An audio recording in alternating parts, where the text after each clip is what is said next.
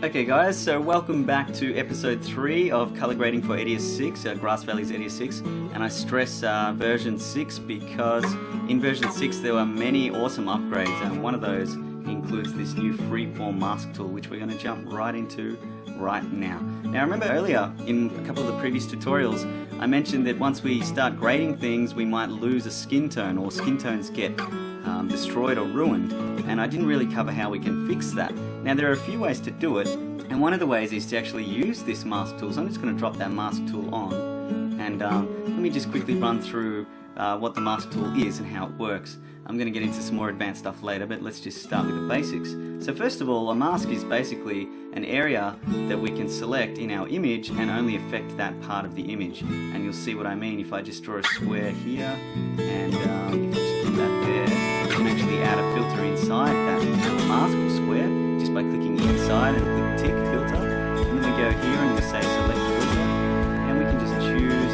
let's just choose for this one today, the color wheel for example. And then we can go to the settings of the color wheel, and when we actually make an adjustment, we can see that my mask is only affected in that area. My filter, the color wheel, has only been affected in that area. So that's the power of this mask tool. Now you might think, well, that's not very powerful. How is a green square powerful? Well, that's just a square. We also have an oval or a circle or elliptical tool we can use. Or we have, and this is where the real power comes into it, we have an absolute unlimited point freeform mask tool with Bezier handles. So we can create a mask that fits exactly anything that we want to trace around. So we can actually rotoscope, we can do so much more things with this than we can ever do before. So I'm going to get into that and its uses a little bit more in a second. But before I do, let's just jump back to the skin tones thing I was talking about, and let's have a look at how the three-way color corrector can help us with that. So we'll be using the mask tool next, but first of all, I just want to sort of wrap up the last bits that we've been learning and show you all the power that each one has. So let's put on a three-way color corrector on the shot right now. Now, if we open the three-way color corrector, we have our familiar wheels that we were talking about earlier, where we can have our midtones changed here, our shadows changed here, Now I never did mention that each section also has its own saturation slider, so we could in fact just affect the saturation of the midtones with that slider, and similarly with contrast, so we can affect the contrast of the midtones too. So these sliders actually give us another 2 steps of freedom and control when we're adjusting anything with the three-way color corrector. But the next cool thing is this limiting tool. Now we never discussed this before, but the limiting tool allows us, just like we did with the mask, but more specifically this time, allows us to choose an area of our image based on 3 separate things. Our hue, so we could choose an area of our image to affect based on its color. We could choose an area of our image based on its saturation only, or we could choose an area based on its luminance only. And finally, we could choose each and every one of those all together, or one or the other. So let me show you how powerful that really is. Now before I do though, let's click this little histogram display button here, and that's actually showing us where all this information lies. So if you look, if we turn that off, we can see nothing. We turn it on, we see little histograms here that display, and it's saying that yeah, there's a lot of blue in this image. Look at this, there's a lot of blue in this image, and a bit of blue green as well. And if you have a look over here, it's also saying there's a fair bit of orange in here, and that's what I'm guessing is the skin tones and this tail light over here. Same in saturation, it's saying that most of the saturation of this image lies within the shadows, and there is some saturation here as well. Then finally we have to look at the luminance histogram, and it's saying here is how the luminance is distributed throughout this image, which is quite broad obviously, because we have dark shadows and we have bright highlights, so that makes sense too. So that hasn't really helped us actually change anything just yet, that just helps us have a look at our information on a graphical scale. So next up we want to actually limit our effect. Now since we haven't ticked any of these limitation boxes, if I say slide this in blue, then everything's being changed, but I don't want that. What I actually want to do is select his skin tone only. Now let's try and do that by selecting slide this over to skin tones. And these are our little handles here. We can see we could have them hard up against each other, which says just select this color area. Or you can sort of have a curved edge and say, I mainly want to select this color in the middle, but also start feathering into account these colors on the right and the left here. So that's what these handles mean, and that's how they work. What we want to do is find our skin tone range around here. And we know that because of our graph. We also know because we have skin tones here. So far we haven't changed anything here. All we've done is saying we want to limit that color. So let's have a look at what the limitation is by clicking this show key. Now you can see straight away when I move that into skin tones, you can see yes, we have created a key that's only selecting his skin, but on the second we're also selecting this, and let's turn the key off. We're also selecting this area here because yes, in fact, there are skin tones here, even though that's not skin. So that's something we're going to have to combat later, but let's just use this as an example for now. So now we have selected skin tones, but because we're using H.264 compression footage from the Canon 5D Mark II, you can see some blocky, ugly artifacting here. And the idea of a key is that we want it to be as smooth and as gradual as possible, while still maintaining the area that we want to select. So next up, we're going to also help us, to help our selection, we're going to use a saturation limiter as well. Now, you'll notice as soon as I turn that on, my selection almost disappeared. I've still got some here, but if we have a look, what's more saturated, his skin or this thing here, this taillight? This taillight is actually more saturated. And if we look at our histogram here, we're saying we want to include this area here, and according to our histogram, there's not much in that area. So what do we have to do? We have to push our selection down into the histogram level. Aha! Now we're getting a much nicer key, and we could say, yeah, we want to include more of that skin, and not feather it as much. And as far as I'm concerned, that's looking pretty good. Now we're ready to start affecting that area only. So let's turn our key off. And finally, we could use a luminance value as well to help select and say, you know, we don't want to select the shadow parts of these glasses. So the luminance cancel is going to help with that. You can see. And that just adds an extra level of smoothness to your selection. And there we have our selection. But once again, nothing has been changed yet. So the next thing we want to do is change something. So watch this. We'll push this into blue. The skin goes blue. Pretty cool. It's not really cool as in it's not going to help us if we make the skin blue, but I'm going to show you how powerful and useful this limiting tool is. So hopefully you understood that, but let's just cancel that. Let's just delete our three-way color, delete our mask which we haven't. Yep. Now, I think I've jumped ahead a little bit here. I didn't want to really jump this far ahead just now. This is going to be the next tutorial, but let's just go for it. So, because it's more fun this way, and I think people learn better when it's fun, true? So if we have a look at some reference images I got from Google, I just downloaded these shots from Transformers and a few stills from Google image search. Now these stills are very representative of Michael Bay's color graded look, and I'm actually a big fan of Michael Bay's look because I love, it's a very blockbuster look. His skin tones are nice and warm, yet his shadows and just below midtones are all sort of blue. And I love this look. And how do you achieve it? Alright, let's have a try then, shall we? Let's first of all try and get some contrast back to this image. We know how to do that, so winding the curve on top of here, double click that, and we will crush the blacks a little bit. Okay, so if we can split the screen and just have a look what we've done there, just a subtle increase in contrast. Next up, I just want to add a blue tone to this whole image. I just want to give it that Michael Bay blue. So let's do that. So we'll go to, a good way to do that actually, there's a few ways to do it. You could always use color balance. You could drop that on top of there, go to color balance, and just put blue into it like so. So that's one way you can do it. But that's affecting all channels at once. Remember that? It's affecting your shadows, your mids, and your highlights all at once. And remember, I don't like doing that. I like to have the control and freedom. So let's just use a three-way color corrector, double click that, and in my midtones I'm just going to push blue. So there we have, and we can always compare that to the shot here.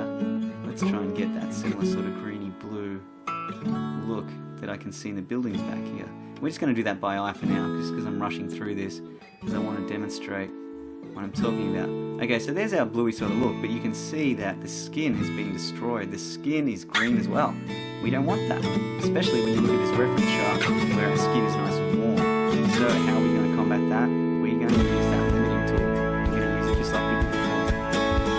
Now, there's one thing I need to tell you before we go any further. This is really important. We need to change change some settings within Edius to be able to see a final result look without calibrating. I'll show you what I mean by that. We go up to settings and then user settings. Now in user settings we need to click on preview and expand that. Once you click on preview, you can see down here we have a list of checkboxes, and yours may not be ticked. It says here combine filter layers and track layers. So if we untick that, all it's going to show us when we double click the filter is the effect that filter has on it. But as soon as we click this combine button, then it's going to show us the combination of all filters above the filters, and that's exactly what we want. So we need to apply that and make sure you specify it. Okay, we can continue on. So first of all, we have our YB curve, which adds contrast. Second of all, we have our sort of overall, what do you call, tint. So our whole image is green and blue, kind of like Michael Bay's on the left here. Now, the third thing we want to do is add a 3-way color corrector, and this time we want to select the skin tone only. Now, there's something very important to notice here. Edius, like many color correction facilities, works in a stacking order, which means that anything underneath is going to be affected by a filter above it. In other words, if we have this skin tone selection underneath our tint, it's actually going to be quite hard to find skin tones in this image because they're being crushed out. Let's have a quick attempt at that. We'll click limit hue, and let's have a look at our histogram. Now remember, our histogram before actually had a lot more information in our orange channel here, in our skin tones, didn't it? So it's going to be no good to have this 3-way color corrector on the bottom level. So let's cancel that and put it on the top level. So now when we go into 3-way color corrector and we show our histogram, there's our skin tones, they're back. So now we can click hue, we're going to limit the hue, slide that over to skin tones, and let's have a look at the key, and then we can go to the saturation and help refine that key, and we could use luminance as well, and there we go, we have a pretty nice looking key considering we're using such compressed footage. And we can just adjust that, just try and get the smoothest edge you can, we get rid of blocks. And remembering that anything that is white is going to let through the skin tones that we want. Anything that's black is going to be keyed out. And anything that's grey in between is going to, be a variation of the two. So that's looking pretty good. Now, the next thing we're going to do is actually push saturation back into the skin. So if we max that out, you can see, we've got saturation back in there. But the problem is there's still green in there because of our tint underneath. So what we need to do is actually obviously you can spend a bit more time than I am really trying to finesse that skin, but you can see now as we scrub through, we're getting closer, much closer to a Michael Bay look. And if we split the screen, you can see there the skin is back, and you can see that the rest of the image is unaffected. So that's pretty cool, and that's one really powerful way to use the 3-way color corrector. So it's not just for correcting white balances.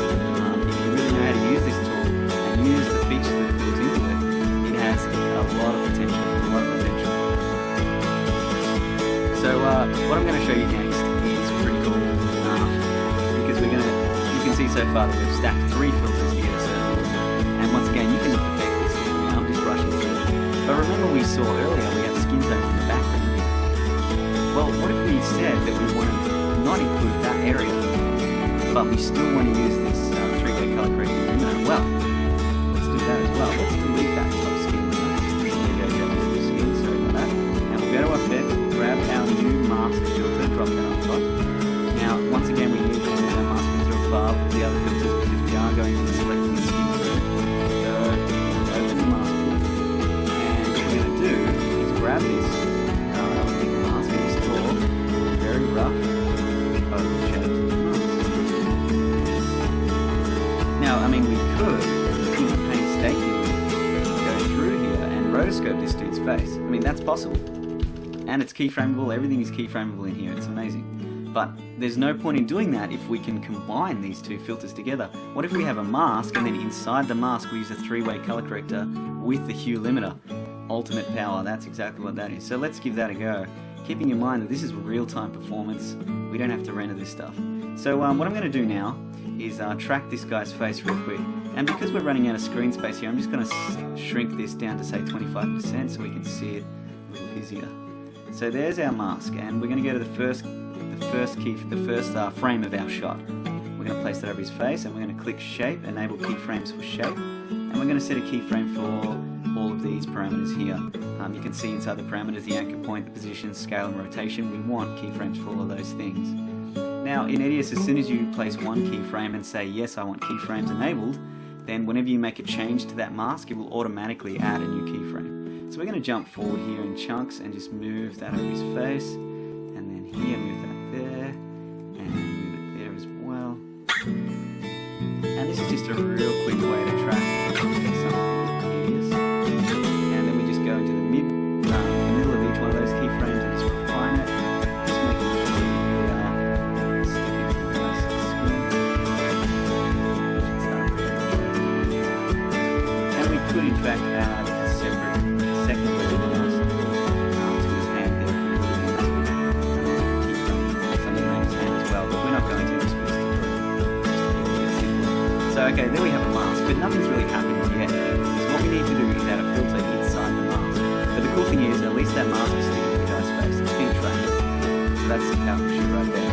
Next up, we're going to add a filter inside the mask. So we add a click filter on the enable filter there, and we go here. And what we're going to do is that, and we can read on program. Here. And we need to set that filter up, so let's open the dialog box for that. We want to limit the skin tone, so we don't really need to use this one. So we're going to limit skin tone. So we're going to have that key.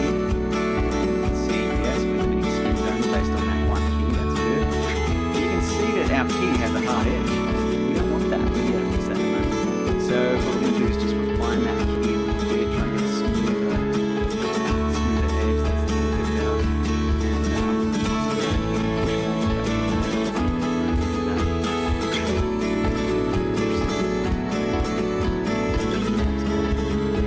Add some saturation. Okay, so that's looking pretty good. Next up, we want to soften the edge of that mask, so we can go to Edge, click Soft. Now we have the option to soften both the inside and the outside edge of the mask, or both, and in this case I'm going to choose both. We'll soften it by about 250 pixels. Now if I press OK, now we have done what we did before, but we've gone an extra step further because we're only selecting this guy's face. We're not selecting this area as well. So now we've created a pretty cool Michael Bay look in a matter of minutes, and I mean that's got a keyframed mask in it, it's got a wavy curve for added contrast, and it essentially has two three-way color correctors. But you can see that just using simple filters, I've created quite a stylistic look. And like I said before, you can really, finesse this and spend time on it, and make something a lot nicer than I've created here. But the principles are there, and that's what I wanted to teach you. So one more thing, just before I wrap up this skin tone section, is that what we can do now is we spent a fair bit of time on that shot. What we could actually do is highlight these three filters, right click and go Save as Current User Preset. Now if we go to our effects tab, you'll see a new user preset has been created with that little yellow U there. Now what it's saying is that this filter has a mask, a wave and a three-way color corrector within it, and that's cool. But what if we right click on that and go to change name? We can pull that look. So now we have a Michael Bay look that I can, for instance, I can delete the filter we have on the other. There's a visual shot, go to my effects, grab my Michael Bay look, drop it on, and bang, there's my Michael Bay look. It's saved as a preset. And over the years I've actually built my own library of presets that I've created, where I've spent a lot of time in each one of those presets. I can just drop on any clip and just tweak them individually to get the desired look I want. So yeah, that's pretty exciting stuff, and that's an example where we can use the mask combined with other filters to really get a Hollywood look and really just get ultimate control of over our image. I'm going to finish up with one more Michael Bay.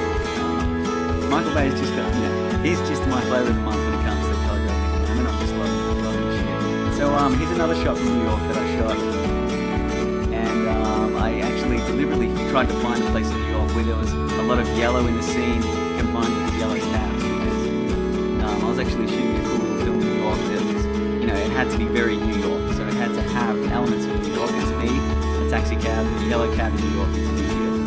So yeah, I think this scene works pretty well in terms of yellow. But what I want to do, I think it works well as well, is that we can match it to another Michael Bay shot. I mean, this is from Transformers as well.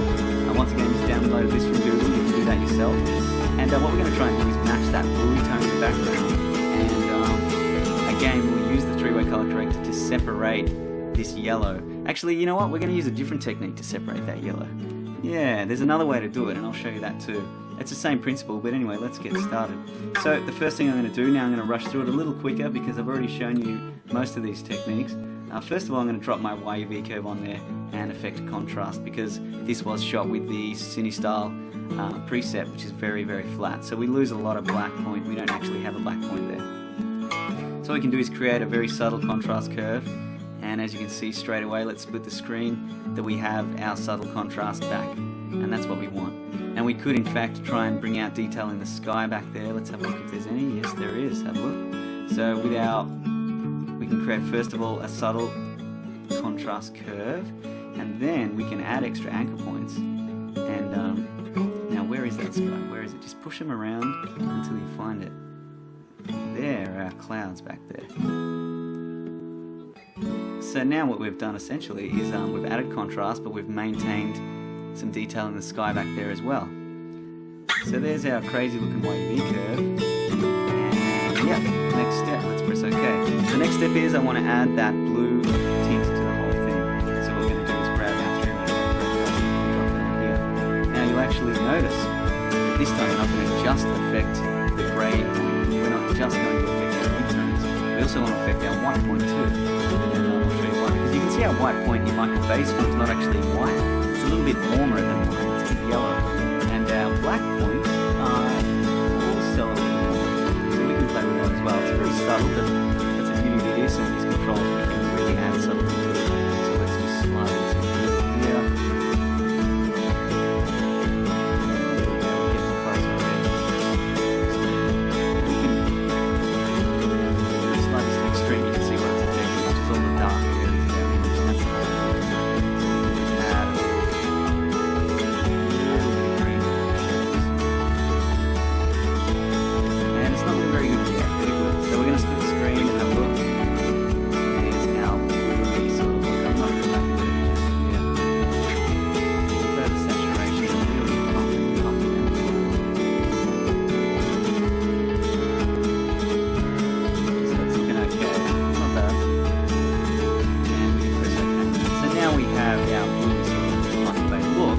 but the problem is, the whole reason I shot this scene was because of the yellow, and to me the yellow looks disgusting now. It looks like a sickening, it doesn't look nice and warm like Bumblebee, so let's see if we can combat that. Now there's a filter we haven't played with yet, but it addresses the same principles as our limiting tool in the three-way color corrector, but this gives us a different form of control. Now let's have a look at the chrominance filter. Let's drop the chrominance filter on top of there. Now remembering that we want our chrominance filter to be above, because whenever we're trying to select a color, we want the most information possible. So let's go above and double click chrominance. Now chrominance is a little easier when it comes to selecting color because all we actually have to do is click the color. So we can click show key and let's click the yellow. And straight away, if we just click around different yellow parts of the image, you can see it's selecting that yellow. Now once we have a basic sort of yellow that we're happy with, which is, you know, maybe that, we can refine that. So let's turn our key off and on. We can go back over here to these top menu items here. So our effect, which we haven't actually set yet, will be set in here. But also we have the control over our alpha shape. We have control over the matte, the key that's being generated. We can add softness to its edge. So you can see here that we can slide that to the right and actually soften the edges of our matte. Now that's really powerful stuff just there. So let's just soften that by say 3 pixels, just to give it a nice, really fine edge. And next up we're going to go to the key color and affect the parameters of that. So once we can just click and find the color we want, just to get the basic color. You can see as I click around, the color's changing here. So let's go back to yellow. Let's find the yellow that selects most of our pattern. Now we can actually manually adjust the color in here. But what we're going to do next is go to the color luminance tab and affect the chroma base. Now this is sort of expanding the power of that color's key selection. And as you can see now, we're really selecting more variations of that yellow, which is good because we want all of that yellow. So I'm sliding that all out to 512. And the range, we can increase that as well. We've got to be careful because when we go too far, we're actually selecting yellow that's in the building, yellow that's on the road. We don't actually want that. We just want to select these vibrant yellow images. So now we have a cool key. It's looking pretty good, and we could adjust the luminosity of that key as well. We're not going to. So let's untick key, go back to the effect, and click on the inside filter, which is currently set to nothing. So we go to the inside filter, and we want to find our favorite three-way color corrector, which is where it is. Click setup, and then once again we can slide that around and change the color of the pad or whatever we like. Now that could be used as a cool effect, but in this instance it's not really an effect we're looking for. We're looking for the ability to match the color of Bumblebee, as you can see here. So let's just get out of that ugly sort of sickening yellow and push it into that warm yellow which is there. Maybe even lower the saturation and push it into, yeah, here we go. So now we're getting into that Bumblebee yellow, that Bumblebee orange almost, and you can see if we split the screen here, there's quite a difference in the yellow. And you'll also notice that nothing else in the image is being affected thanks to our chrominance key, which is here. So now we have created almost a Michael Bay look. I mean, it definitely needs refining. I'm not saying it looks good, it actually looks terrible. But the principles have been explained, and that's what I really want to show you here, is that we can create Hollywood looks within Edius in real time with ease, because these native filters within Edius are just extremely powerful as long as you know how to use them. So once again, we can save that filter. I mean, I could even say that these shots were part of the same film, maybe. And maybe this taxi's going to transform into Bumblebee and blow like some buildings away. That'd be pretty cool. Bumblebee wouldn't do that, he's nice. Anyway, so yeah, once again we can save that filter set, so we can highlight all of those just by dragging the box around it. Right click, making sure you click yeah, save as current user preset, not as separate presets. That way it'll save each separate filter as a separate preset. We just want it as a group. So let's save that, go to effect, and we can call this yellow. So there we have our Michael Bay look. If we just go into New York again and grab another city shot, maybe this one, and have a look there with this full cab action, we can just grab that effect from our effect list and drag it to the top, and wow, there we have our Michael Bay look straight in there. Good stuff. So hopefully you enjoyed this episode 3 of my color correction series for Grass Valley's Edius 6. Next up we're going to be even going further with looks and stacking filters and really using these new skill sets that we have to really push the creativity levels of your color grading and yeah, seeing where we can take it. So yeah, I'll see you on the next episode. My name is Matt Scott. Enjoy!